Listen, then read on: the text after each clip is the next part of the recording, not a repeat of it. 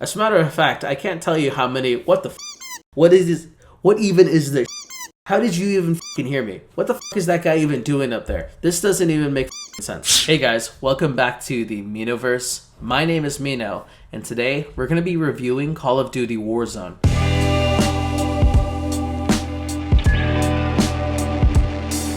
Now, before we get started, it should be said, I'm definitely not a gamer. If you want a real review, an in-depth review, there's tons of other YouTube videos you can check out. If you're new to the channel, go ahead and hit the subscribe button. I post new videos every single week. By the way guys, I do have a few other gaming videos. If you guys are interested in checking it out, I have a playlist that I'm going to put right up here.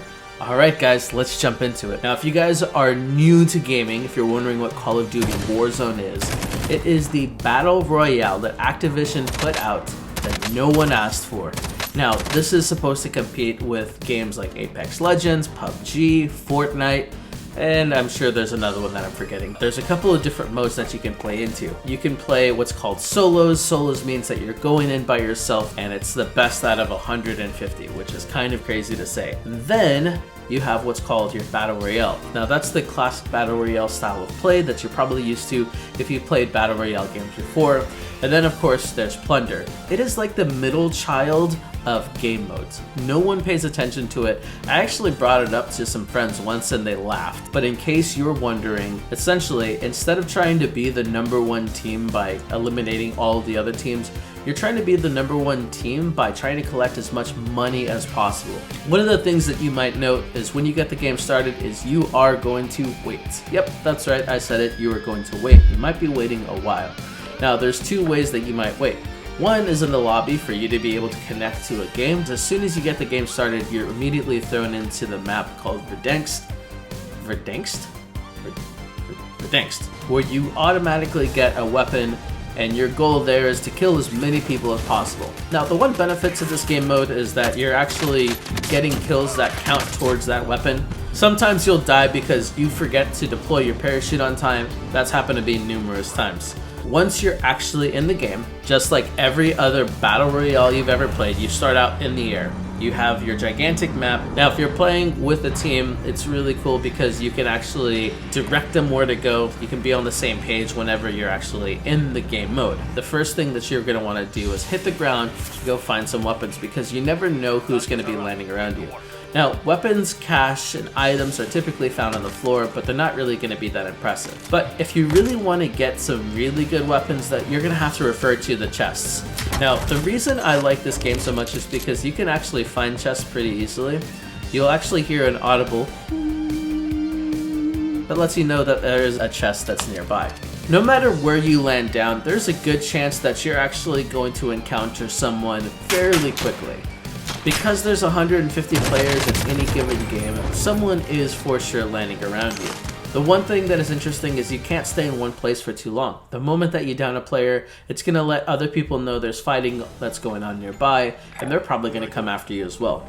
On one end, it makes sure that players keep on moving. The other hand, it forces people not to fight because if you don't fight, you don't get hurt. You can just camp out somewhere and no one's going to find you until the end of the game. Now, one thing I do like about the game is that you have access to so many different vehicles that you can drive in. Now, you have your standard ATVs, you have your dune buggies, you even have the ability to drive helicopters. Now, almost every single vehicle is a multi-person vehicle, which means that your whole team can ride with you.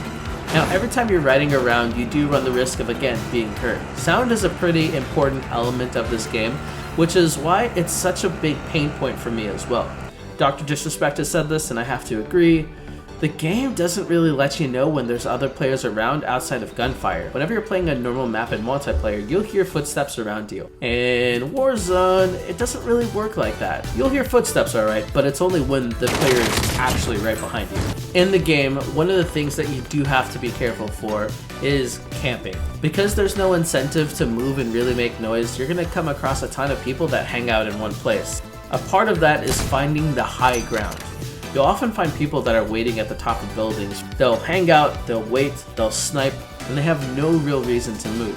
That is one of the parts of the game that makes it truly unfun.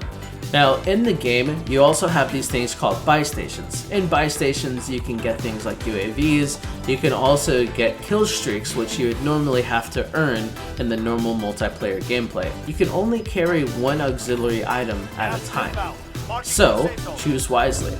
If you're playing with a team, you could probably coordinate what each person has to make the most out of the strategy that you're creating. Let's talk about the gas. The gas is actually a pretty cool element in the game. This isn't new. This is something that all Battle Royale games have introduced. The circle that closes in.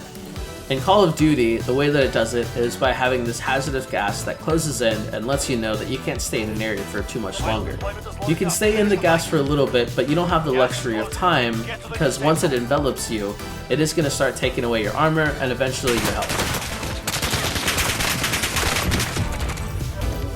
If you are going to use something like a cluster strike, make sure that you're far away from it, because it turns out even your own cluster strike can kill you. Yep. Now, while the solo version of Warzone may be fun, the best way to really enjoy the game, in my opinion, is actually by playing with a team. Let's actually spend a moment to talk about the different weapons that you can find. You'll notice that some weapons are orange, some are purple, some are blue.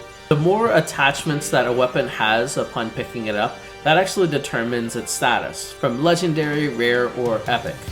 One of the things that I really appreciate about this game is something called a loadout. Now, a loadout allows you to activate a custom class. A lot of people will have sniper rifles with thermal scopes because that just makes it a lot easier to see. One thing that I haven't talked about yet, but I think is worth noting, is the death system. Now, when you die, and you will die. When it happens, you're going to be sent to something called the Gulag. Now, the Gulag is a way for you to play 1v1 against another player that has also died recently. The winner gets to redeploy back into the map. It is worth noting that after the circle closes 5 times, you are no longer able to actually redeploy. Instead, you're going to have to wait for your teammates to actually buy you back from one of the buy stations. It's only $4,500 and you can be brought back unlimited amounts of times provided that your team actually has the money to do it. You do have the ability to self-revive if you buy a self-revive kit from the buy station, or if you are just downed, your teammate can actually revive you before you even die. This is something that is extremely beneficial provided that you can get to cover before the opposite team actually tries to finish you off. As someone who has really never played a game like this before, all I can say is, it is fun as long as you're playing with a really good team. If you're playing with a team of randoms and everybody wants to do their own thing, you're probably going to have a really frustrating experience. As a matter of fact, I can't tell you how many, what is this, what even is this? How did you even f***ing hear me? What the f*** is that guy even doing up there? This doesn't even make sense. You're probably going to have a lot of those moments too. That's okay. Though it's not one of my favorites, Warzone is still really fun to play, especially when you have a really good team that has your back doing the gameplay. So, that's going to cover it for the video, guys. If you like this type of video where I'm kind of reviewing games or really reviewing anything, let me know down in the comments. If there's a game that you want me to review next, I will be sure to check it out. If you do like the video, don't forget to leave a like. Your subscription, as always, is appreciated. And we'll see you next video, guys. Peace.